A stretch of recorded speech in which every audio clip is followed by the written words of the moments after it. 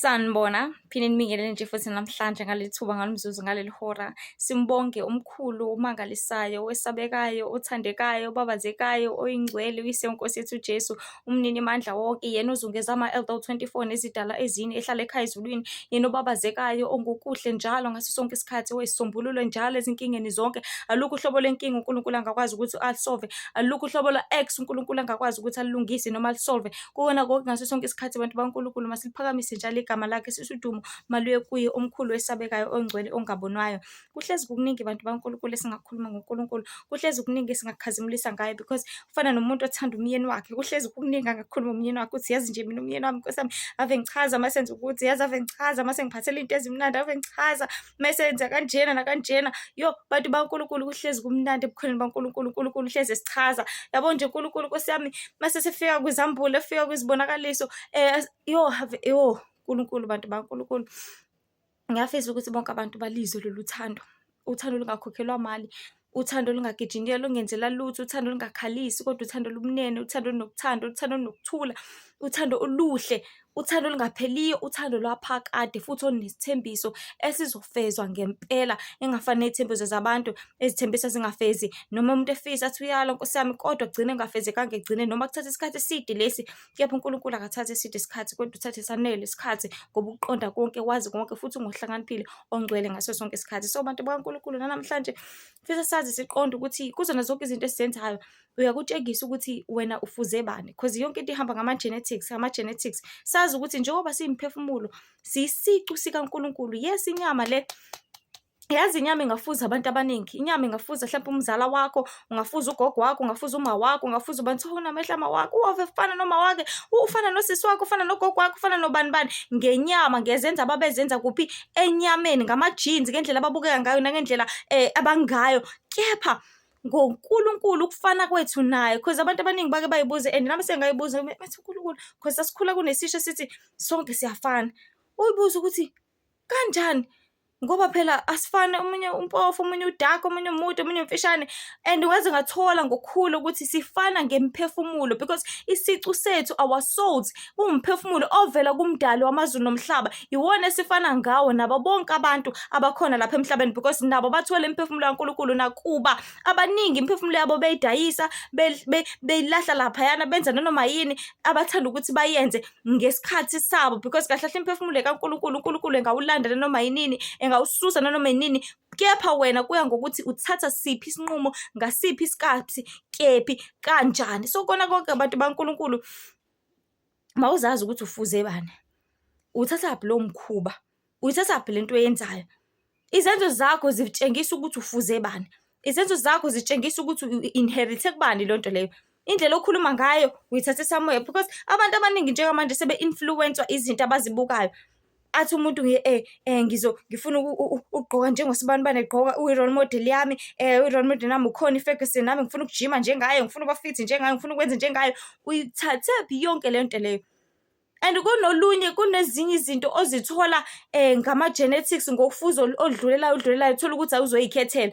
Kufana noma angisazi bizwa kuthiwa yini lento, thola ukuthi uzoba nebala thizeni, kuthiwa hayi ama-genes umzala womkhulu yibala eliba khona vele, kuthiwa ingane yala emndenini kumele ibe naleli bala, bengenalo leli bala akusiyona yala ekhaya, angazi bathi ilumbu or something like that. So bantu baNkulunkulu ufuze bani ngalento oyenzayo?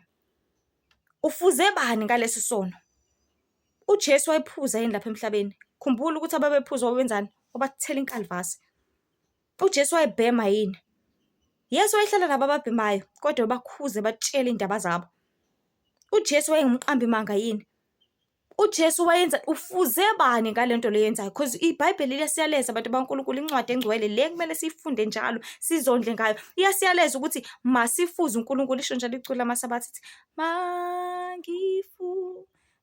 uJesu yona Nkosi yami, vuma usindisiwa eze ahlale kimi. So ufuze bani? Yabo ngalezo zenzo zakho utshengisa ukuthi ubhilonga kwi-department noma kwi-kingdom thizeni. Ngalezo zenzo zakho zobufebe ubhilonga kwi-kingdom ebumnyama, ufuze usathane. Ngalawo manga waqambayo ubhilonga kwi-kingdom ebumnyama, ufuze usathane onguyihlo wakho. Esho njalo ukuthi nina ningabayihlo usathane ongumqambi manga. Uyihlo wamanga, akaze abe neqiniso kwaseqaleni. So izenzo zakho zibuka uplot ukuthi hayibo mina ngisenza ukuthi, mina ngisahleba, mina ngisenza ukuthi, ngifuze bani? Because abantu baNkulunkulu ezulwini awekho amanga, ayikho inkohliso, kunokuthula kunothando kuphela. That is why uKristu ethi uma sesimamkele, uma sisazana naye sesebukhoneni bakhe, uyasilungisa silungisisize kusuke lonke lolu fuzo lolu ezizalwe nabeqalekiso zabazali bethu, ezokhokho bethu, ezethu uqobo ezezono zethu, iqalekiso zababa wethu omdala ubaba Adam noEva. Kukona konke lokho uNkulunkulu usihlambulule kuzona zonke lezo zinto bese sibangcwele, bese sihamba ngokulunga nangeqiniso nangothando nangokuthula ngendlela esiyaleza ngayo, simdedela abe indlela neqiniso nokuphila. Kepha buka izenzo zakho ukuthi wena uhambaphi. Lezo zenzo ziyatshengisa ukuthi ufuze bani. Lento ayenzayo uyithathaphi? Ukuthathaphi ukuthi njalo abuye ebusuku ufuze bani? Ophuza kanje ufuze bani? Ofuza umkhulu wakhe, ofuza usibani bani? Ngiyakutshela if izinto zenzayo kusabuka ukuthi ufuze umuntu okhona la emhlabeni around, awukakaphelele enkosini, awukakafuzi uKristu, awukakenzi intando kaNkulunkulu. Kumele sifuze uKristu, kumele sifuze izulu, kumele sifuze kwasekhaya ezulwini. So kudingeka ukuthi abantu bakaNkulunkulu sizithole ukuthi singobani, because izwi liyasho ukuthi ozithola yena ufumana umbuso wezulu. Because the minute uzithola wena, the minute uzo understand ukuthi kushuthi kumele ngenze kanje nakanje, ngiphile empilweni ngenza ukuthi ngingakwenza ukuthi. If ufuze izulu uzokwazi ukuthi okay, mina ukuze ngazi ukuthi kumele ngihambe phi na indaba, kumele ngifunde la umqulu lo uzokutshela ukuthi kumele udle kanjani, kumele uphuze kanjani, kumele ukhulume kanjani, kumele ugqoke kanjani. Owesifazane kumele agubuzele, angagqoki owesilisa, ongayihlobisi ngengaphandle kodwa hlobe ngengaphakathi ngezenzo zokulunga nangobungcwele. Nikutshela ukuthi kumele ukhulume iqiniso, wena uphofuza izinhlamba, wena udli nanoma yena, uyidli into engcolile, uyidli ingulube, awuyidli ingcube, awukudli nanoma yini. Mawufuze uKristu ufuze bani? Ngezenzo zenza ufuze bani? If usathi hayi ufuze u-anti wami, ngifuze ubani, yazi ethi kahle kahle uma ngikhuluma ngofuze ngisuke ngikhuluma ngespirit thizeni, because imimoya ihamba ibuye. So loya moya wabusa loya mzali wakho, wena bese uyaqhubeka uvumela ukuthi ubuse nawe, sekuthiwa ufuze yena. Ngaleyo ndlela lo moya lo owabusa umzali wakho eseyala ubhilonga khona, makuthi sesihogweni, waqhubeka wakubusa nawe lowo moya loyo. Mhlawumbe umzali wakho angena kuwe waqhubeka waphuza njengayo njengoba wayephuza. Lowo moya lo usumthathile wamyisa lapha esihogweni, ni lowo moya lo uzokuthatha ukuyise in the very same pit nawe. Ngabe ufuna lokho yini na? Ufuze bani? Qaphela izenzo zakho, qaphela ububi bakho. Bantu baNkulunkulu, iBhayibheli libhalile yonke into uNkulunkulu angayifuni, yonke into ebhilwe ngobumnyama, yonke into ebhilwe ngumadimoni, yonke into ebhilwe ngesihogweni, ebhilwe ngemkhathini, ebhilwe ngobumnyama, ebhilwe ngumasatanist. Ukubhalile konke. That is why ethi amakholo awahlukane nalezi zinto. Hlukana nendawo zobumnandi, hlukana nokuzihlobisa ngengaphandle, izinkobe, izinwele, ukugaxa, ama-tattoo, izinzipho, amabhuluku wesifazane. Hlukana nazo zonke lezo zinto, ngoba ngokwenza njalo angazi ubufuze bani. Khumbula igama elithi Sathane lisho the one owasuka, the rebellious one. So lapha emhlabeni kubili, it's either you obey or you rebel. You obey or rebel. Uyalalela noma unenkani, uyagoloza, awufuni, urebellious njengoSathane. If urebellious ufuza uSathane, ngoba uyena waba rebellious, wangafuna ukuthi enze intando kaNkulunkulu kodwa afuna ukwenza intando yakho. Wayibona emkhulu kakhulu ukuthi yena naye sengabe uNkulunkulu njengoba uNkulunkulu walelizwe namhlanje. But if you obey, obedience ingaphezulu, then ufuza uKristu, because uKristu wa-obey uNkulunkulu, waba senyameni kodwa waqhubeka wa-obey, wenza intando kaNkulunkulu esemzimbeni, esemhlabeni, wakwenza konke ayithunywe kona ngesikhathi, ngomzuzu, nangokonke uNkulunkulu ayemabele kona ngezimfanelo ezifanelekile. Amen. So ufuze bani? Mina ngithi masifuza uKristu. Akukho angasifundisanga kona mefika lapha emhlabeni. Wabhabhadiswa, yikho nathi kumele sibhabhadiswe. Ungene emanzini emfuleni ahambayo, angilwazi lolu hlobo lobhabhadiso, whether ngabe uyafafazwa ugcotshwa ngamafutha, angilwazi. emfuleni ohambayo, ngiyaphinda emfuleni ohambayo. Angikwazi amaphuli, angazi. Kodwa mina ngikhuluma ngobhabhadisa uKristu abhabhadiswa ngalo, ngoba wabhabhadisa eJordani, ebhabhadiswa ubaba uJohane. Number 2, ufundise, ngoba uthi thina sikukhanya kwezwe, umuzi wakhiwa ngasentabeni ongesitheki. So lesi sibani akhanyisela ngaso akusona esakho ukuthi libe luzikhanyisele, sokushisa, khanyisela nabanye abantu, mema nabanye abantu, i-kingdom kaNkulunkulu yande. Because abantu baNkulunkulu sikwi-battle yama-kingdom awu-2. Khona i-kingdom obumnyama ne-kingdom yokukhanya. Ubumnyama iyasebenza ukuthi yandise abantu ngemedia, ngey'tabana, konke iyasebenza ukuthi yandise i-kingdom obumnyama, abantu abazoba umbuso wokufa, umbuso wesihogo. So nathi asandise i-kingdom kaNkulunkulu ukuthi ishumele ezinkulu ezimnandi, indaba zombuso wezulu, izindaba zokuphila okuphakade, ayi zokufa okuphakade. Ngoba lezi zokufa okuphakade ziluthekisa abantu ukuthi nayi injabulo, uzoyijabulisa, uzoyeba umnandini, uzowenza noma yini oyithandayo, as long as ikujabulisa. I-kingdom obumnyama leyo iluthekisa kanjalo abantu, bawine futhi many, ngoba bafuna injabulo abebona ngamehlo yamanje esikhashana. Kepha i-kingdom yokukhanya izothi idela konke okwalelizwe njengamanje, ufuna umbuso kaNkulunkulu nokulunga kwakhe, konke okunye kuyonezelwa kuwena. If usukwazana noKristu, uyena ozokunikeza zonke izinto oyithandwa zalelizwe, akwazi ukuthi akuhlengele zona ezicwengisise. Ufanele ukuthi ubungaze ngazo, ucelebrate ngazo, uzithande ngokubusisa konke ukudla okudlayo, ubusise zonke izinto oyithengayo, ubusise zonke izinto, ubusise ikhaya lakho. uNkulunkulu uzokubiyela.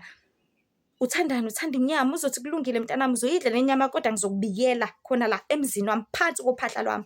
Kodwa uNkulunkulu methi cha, ungakwenzi lokho, ngoba uyazi ukuthi uzoba weak, uzoba buthakathaka, uzothi kuyeke kushiye completely.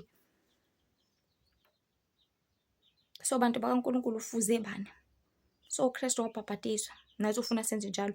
Wafundisa entabeni eNtshumayelo yasentabeni, waqede lapho wayikhuleka entabeni, ehlezi reporta uNkulunkulu.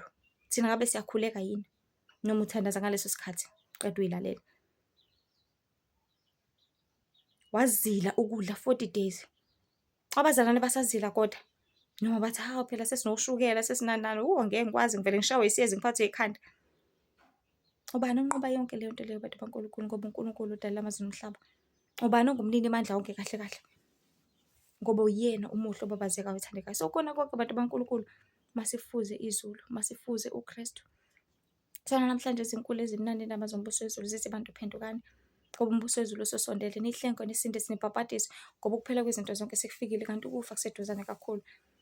Masifuze uKristu, sifuze izulu, ukuze sohlala naye. Ngoba umuntu uhlala nalo enza njengaye, behave njengaye. Yabo uma uzohlala ekhaya uzobehave ngenye indlela, uhlala la kodwa ubhehaviswa kwabantu abalaphaya, awubhilongi la. Hambe uyokontanga bakho, hambe kubangani bakho, hambe kubhululu bakho. Uzohlala la ekhaya, uzowenza izinto esingazazi la ekhaya, ezingathola, hambe kwenye indawo. It's like uzohlala ekhaya elikholwayo, uzothi wena uzoshisa impepho kuphi? La, never. La kushiswa khona impepho futhi akukhulekwa. Basuthi uzothandaza kuphi? La, never. Sihambele, ufuna uyothandaza, thandaza le kude. So bantu baNkulunkulu, uhlala nalabo obhilonga kubona, uhlala lapho uthanda, nalapho uwenza ngendlela yakhona, because ikhaya nekhaya nomthetho wakhona. If ukuhlula umthetho wakhona, uphuma ngesango. If ukuhlula ukulalela nokuthobeka, hamba, hugs. So kona konke bantu baNkulunkulu, masilingise uKristu. uKristu ufuna ubungcwele, uKristu ufuna ukuzenzo zokulunga, ufuna sithandane, ufuna sisizane, ufuna sikhulekelane, ufuna sibumbane, ufuna sitshelane amaqiniso, silungisane, silungisise, silungele ukubuya kwenkosi, ngoba sekuseduzane. So izinkulu ezimnandi, indaba zombuso wezulu zithi bantu phendukani, ngombuso wezulu usosondele. Nihlenga nisinde, sinibhabhadise, ngokuphela izinto zonke sekufikile, kanti ukufa kuseduzane kakhulu. Ungakuphuca leli thuba lokuthi ukwazi uzosindisa. Nkosi ibe nani, nibusise. Ufuze bani? Ezinye inkundla zokuxhumana khona uTikTok, Lihle Themba, Facebook, Lihle Themba Mzobe, Instagram, Lihle Themba with I Mzobe, YouTube, Lihle Themba Mzobe. uNkulunkulu azizonde isona, uNkulunkulu uyabuthanda ubungcwele. Nkosi ibe nani, manje uzokuphatha. Amen.